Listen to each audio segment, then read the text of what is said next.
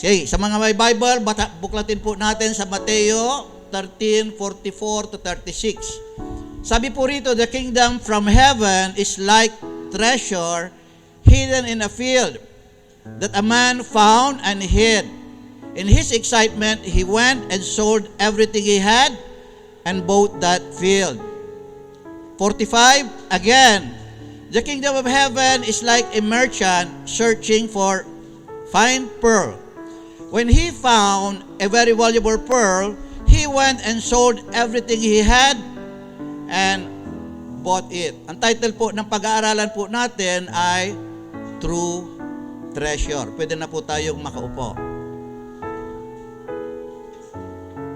Okay, dito po lahat po ng atensyon. Huwag po tayong papayag na agawin po ng diablo po yung ang lesson po. Okay, yung ituturo po sa atin ng Panginoon. So, napakahalaga po ng ating pang-aaralan.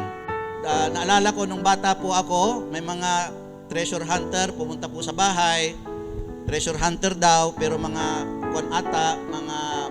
mga espiritista na sabi po nila ay may treasure daw sa ilalim ng lupa namin. Kaya kami rin naman, tuwang-tuwa yung nanay ko kasi may treasure doon sa ilalim ng bahay namin. Naghukay po kami, siguro year 19, po yun. High school po ako, or college. Okay, 1980s pa siguro po yun. Matagal na, or 70s. So naghukay po kami. At kasama po ako doon sa naghukay sa ilalim ng bahay. At nung naghukay kami, sino naka-experience na po ng mga ganon? Amen? So may mga sinasabi pong ganon sa ilalim ng iyong bahay. Mayroon daw kayamanan, naiwan po daw po ng mga Hapon. Pag siguro naiwan ni Yamashita. So ganun po. So wala naman kaming nakuha. Pero nagpapatay po siya ng 3 manok. At binigay po namin po doon sa tao bilang sacrifice daw po. At nung hinukay, nilipat daw doon sa bandang gate po namin. At yun nga. Okay, so pagdating po sa treasure, gaano man kahirap, interesado po tayo. At sometimes, we're willing to sacrifice everything just for the earthly treasure. Tama po ba yung sinabi ko? Okay, so yun po yun. At sabi, kapag nilipat daw po, kailangan daw may masacrifice na isang buhay na magmumula sa amin. Sabi namin, sa inyo na yan. Okay, at yun po yung paniniwala po namin po noon. Lahat po ng naririnig po namin ay pinapaniwalaan po namin. So may pag-aaralan po tayo po ngayon, hindi lang po basta-basta treasure po ito, ngunit ang tunay na treasure o tunay na kayamanan. Okay, so sa isa sa mga paraan ng Panginoong Jesucristo, okay, para ipahatid po yung kanyang mensahe para sa tao ay sa pamamagitan po ng parables o parabola o talinahaga po sa wikang Tagalog.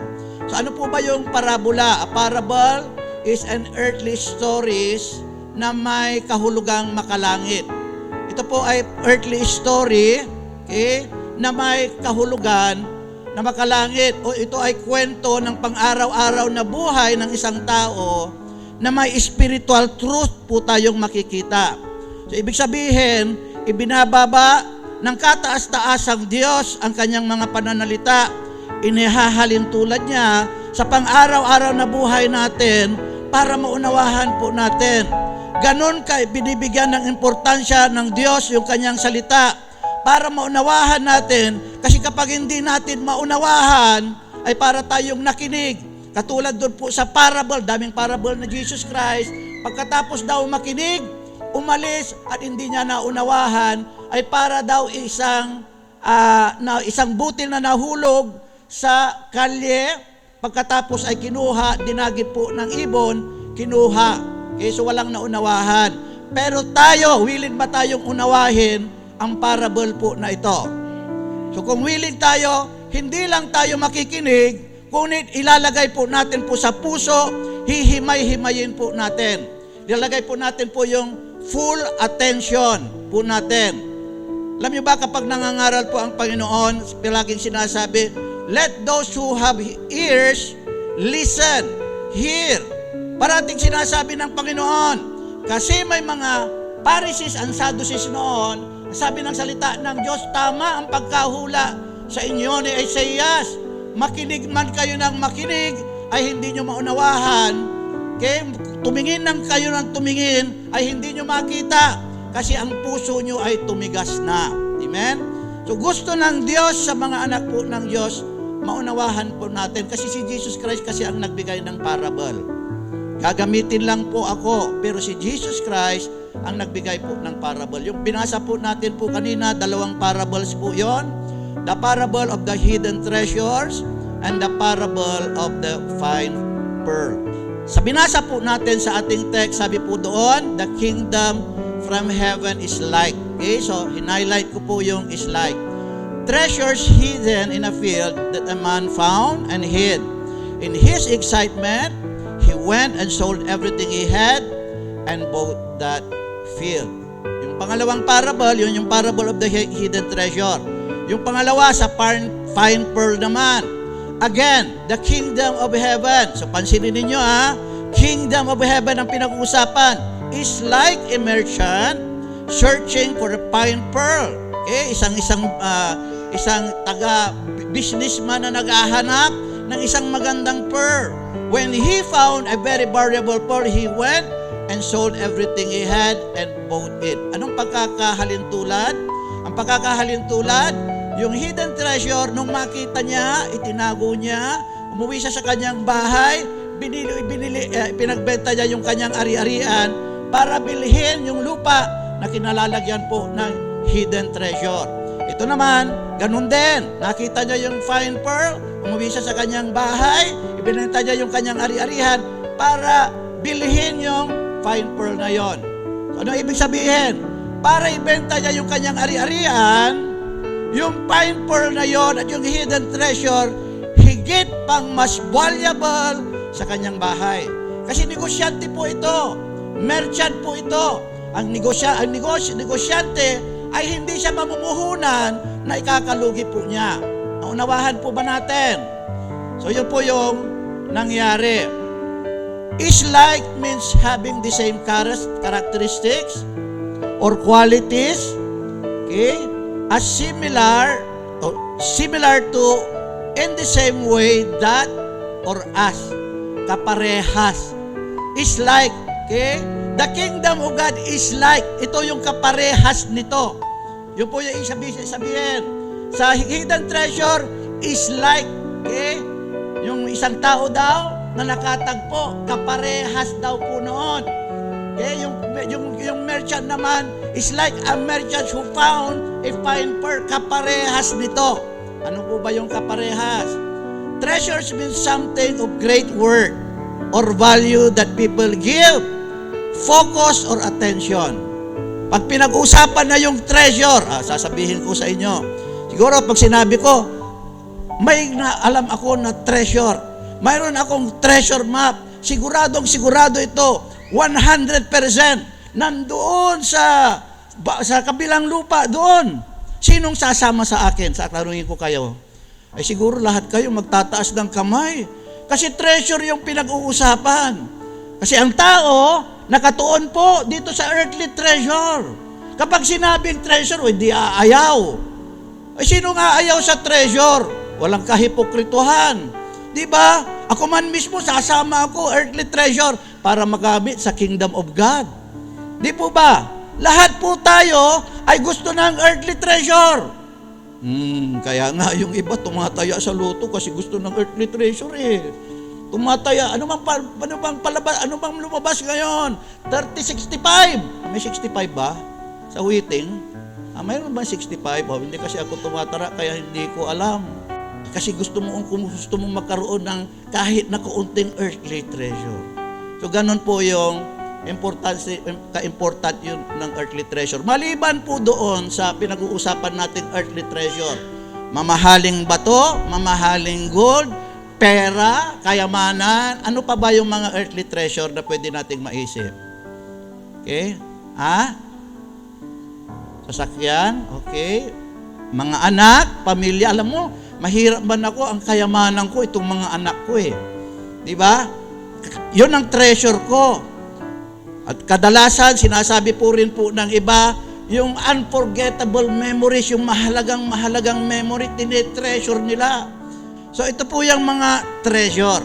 na binibigyan talaga ng bigat ng tao, importansya, na kung minsan ayaw nilang mawala sa kanilang buhay. At kung minsan, kapag nasasabi po natin, kapag nawala ito, wala nang kwenta yung buhay ko. Kapag nawala ito, wala nang saysay ng yung aking buhay. Amen? Pero hindi po yung dapat. Yung earthly treasure, yung kingdom of God, ay mas higit pa sa earthly treasure.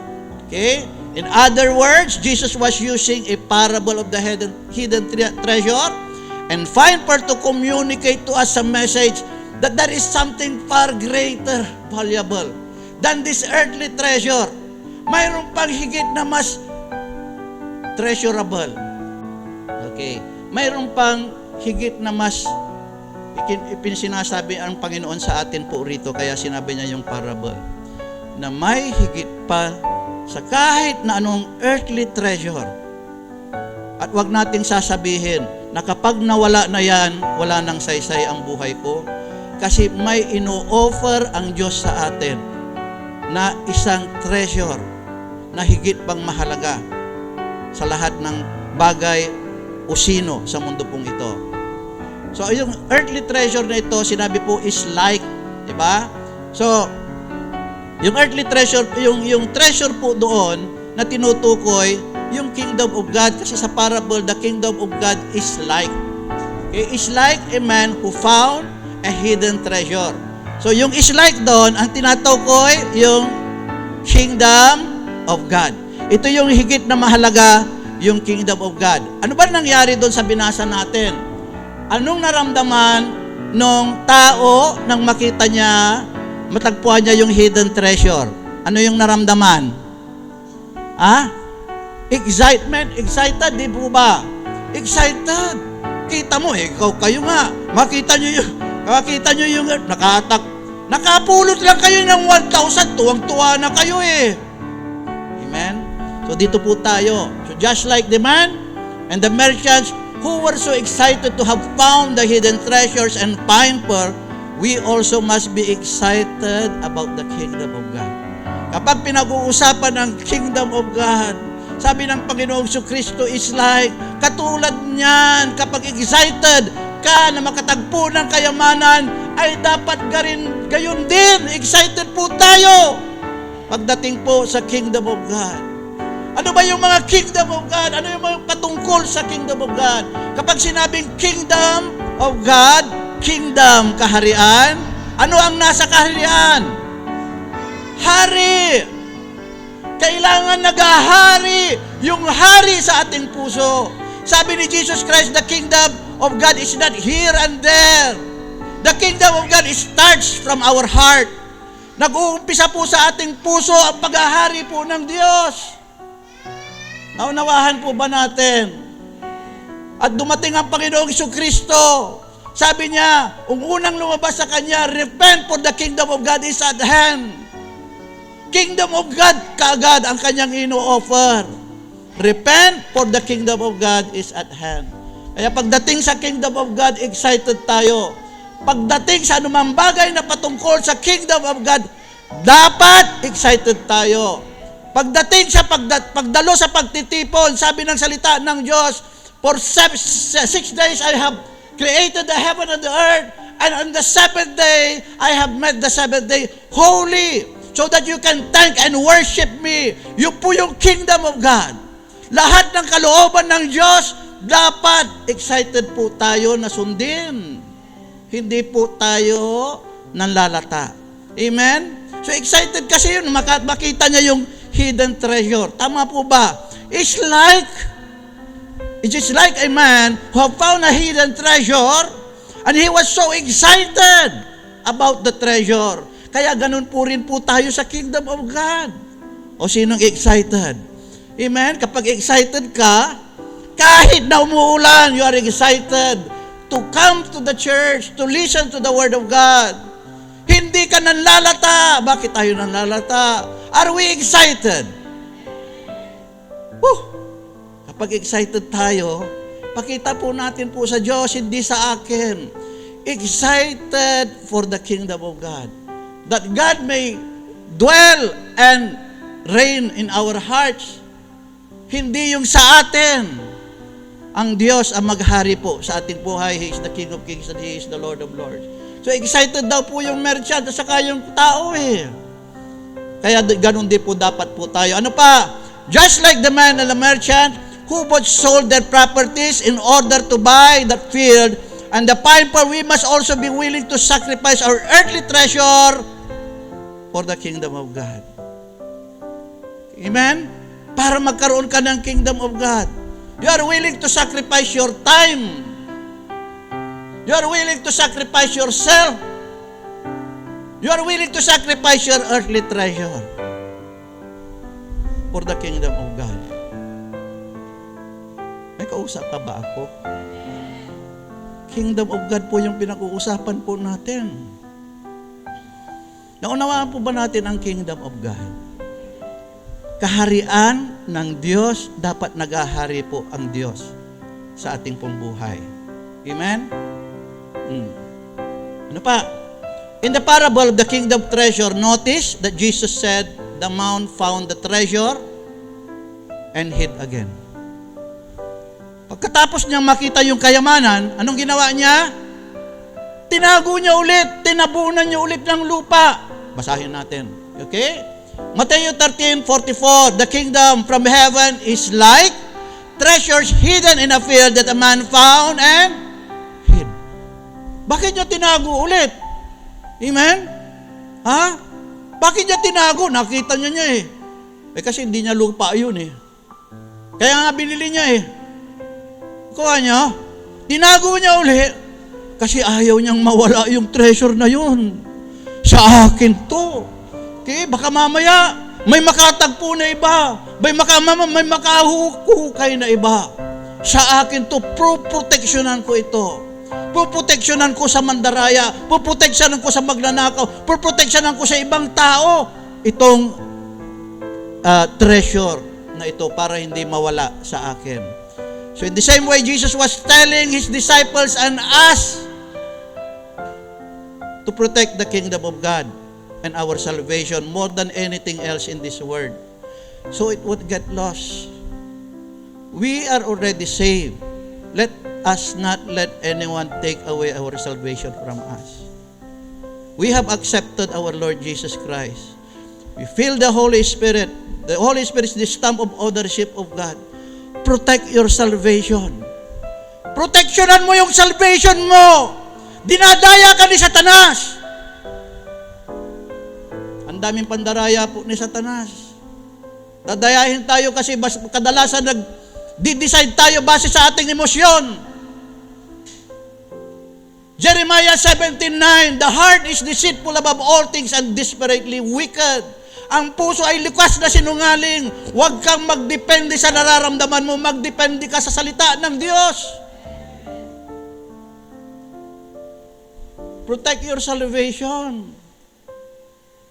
Walang ibang agenda si Satanas, kundi layo tayo sa Diyos. Wala siyang ibang agenda, kundi alisin yung ating pong kaligtasan. John 10:10, napunta rito ang magnanakaw upang magnakaw, magwasak at pumatay. Anong unang nanakawin niya? Our salvation. Wawasakin, kapag wala na yung salvation mo, wawasakin na yung buhay mo. Wala ka ng kapayapaan, wala ka ng joy in your heart. At mamamatay na yung espiritu. Lalayo ka na sa Diyos paunti-unti. Protect our salvation. Huwag tayong pumayag. Sabi sa kanta, and the power of Satan is underneath our feet. Huwag natin ilagay sa ating ulo. Kung may problema kayo, higit pa yung pagsubok namin. Anong pagkakaiba?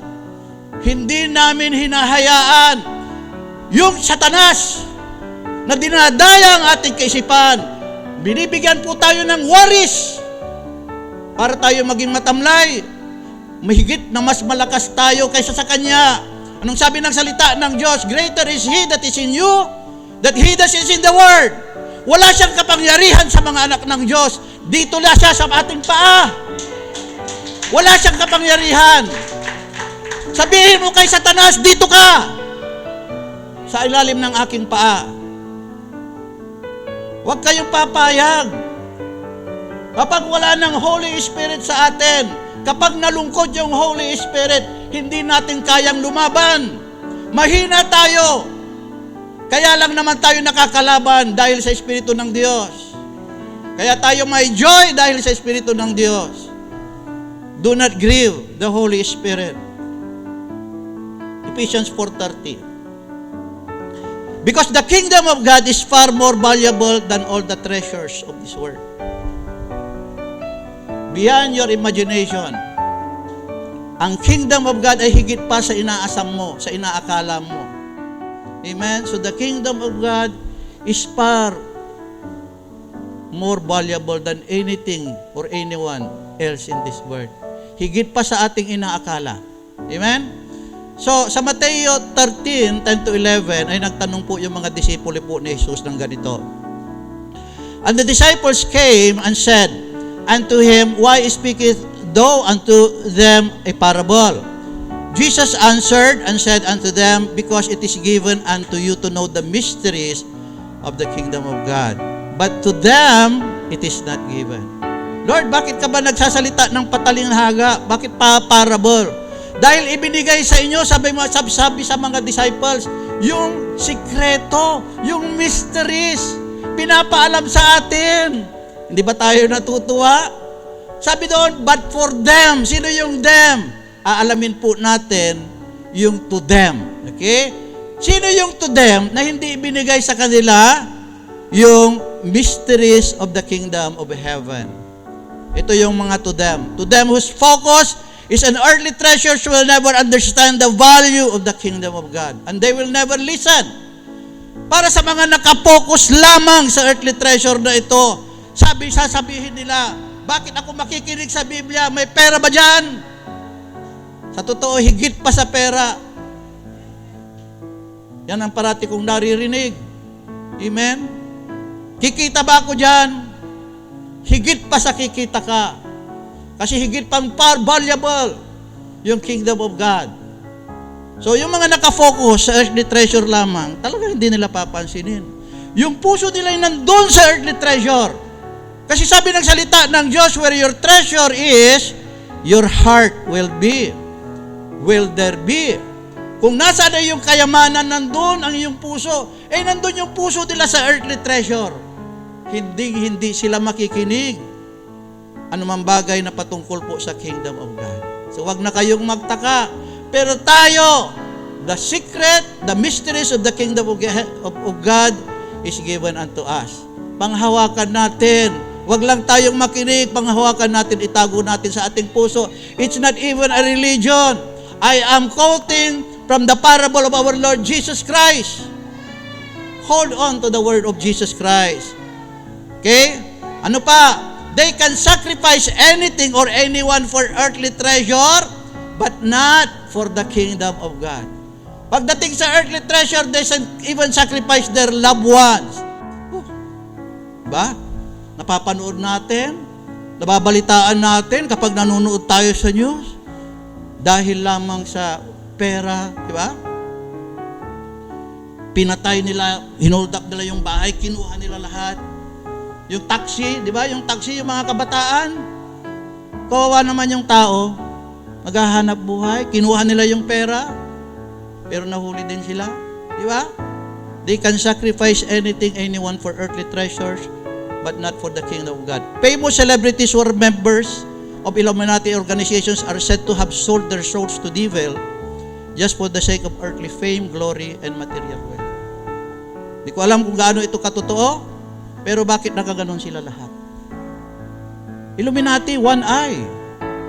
Secret organization. Binibenta nila yung kaluluwa nila for earthly fame, glory, and material wealth. Amen? Kilala niyo po ba yung mga yan sa artista? Sana makakilala po sila sa Diyos. Kasi kapag nakilala nila ang Diyos, hindi lang nila basta nakilala, na-experience nila ang Diyos. Ang sarap. Higit pa sa binibigay ng earthly treasure ang ino-offer ng Diyos kapag nasa atin po yung Diyos. May problema ka at pagsubok ka, may kapayapaan ka. may joy ka sa iyong puso na tanging ang Diyos lamang makakapagbigay. Amen? May seguridad ka sa iyong salvation. Anytime God takes you out of this world, kinuha ka ng Diyos, alam mo kung saan ka pupunta. Ano pa? And when one makes the earthly treasures the most valuable thing in his life, this make it his God. Magiging yun ang talagang Diyos niya. Kahit na tumatawag pa yan sa Diyos, Lord, God, pero sino yung sinusunod niya? Earthly treasure. Kasi ang meaning ng God ay ruler of your life. Kung sino yung sinusunod mo, yun ang pwede mong maging Diyos. Kung yung sinusunod mo, yung sarili mo, higit pa sa salita ng Diyos, yourself is your God. Kung sinusunod mo yung asawa mong babae, kaysa, bakit ko ba sinabi to? Baka wala naman siguro rito. Yung asawa mo, kaysa pagsunod mo sa Diyos, your wife could be your God. And even your religion could be your God kapag tumataliwas sa salita ng Diyos. Sabi nga ng salita ni Jesus Christ, Mark chapter 7, 7 to 8, okay, 6 to 8. Sabi po doon, these people worship me with their words, but their heart is far away from me, for they obey the teachings of man rather than to obey the teachings of God. They have a clever way to reject the teachings of God only to obey their traditions. So, nagiging Diyos nila yung kanilang kultura, yung kanilang tradisyon. So, let us make sure God is our God. Amen? Praise God. Okay. 2 Corinthians 4:18, sabi ni Apostle Paul na dating makasalanan, samantalang kami ay nagsisitingin hindi sa mga bagay na nangakikita, kundi sa mga bagay na hindi nangakikita, sapagkat ang mga bagay na nakikita ay may katapusan, datapwat ang mga bagay na hindi nakakita ay walang hanggan. Kaya sila tumagal sa kanilang suffering, sa persecutions po nila, kasi hindi sila tumitingin sa mga bagay na nakikita. Kung titingin lang tayo sa mga bagay na nakikita, at yun ang higit na pangangahalagahan lang natin, hindi tayo makakapasok sa kaharian po ng Diyos. Diretsahan po yan. Let us look beyond. Yung mga bagay na hindi nakikita. Ang Diyos ay hindi nakikita, ang langit ay hindi nakikita. Set your mind some things above, sabi ng salita ng Diyos. Tingnan nyo itong illustrations na nilagay ko po rito. So imagine ninyo, ang buhay ng tao ay doon sa Bohol. Ayan, may Tagalog pala tayo. Ang buhay ng tao ay ganyan lang kaiksi sa Bohol.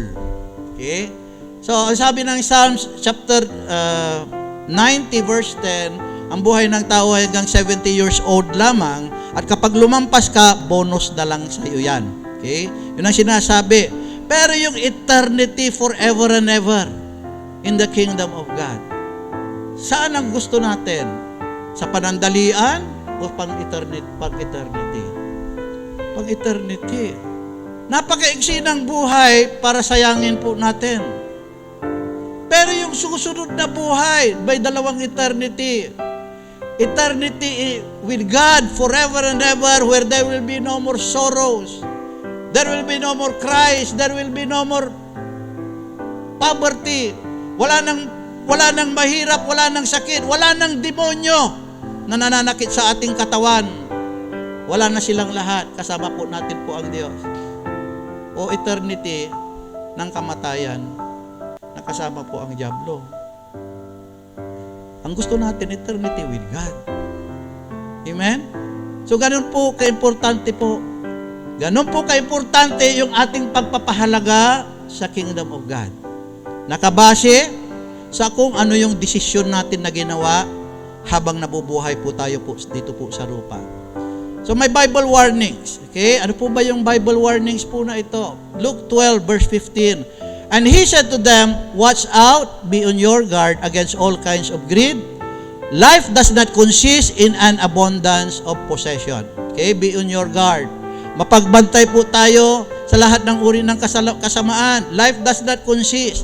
Ano po ba yung meaning ng consist? Sa wikang Grego, consist is endure, profit.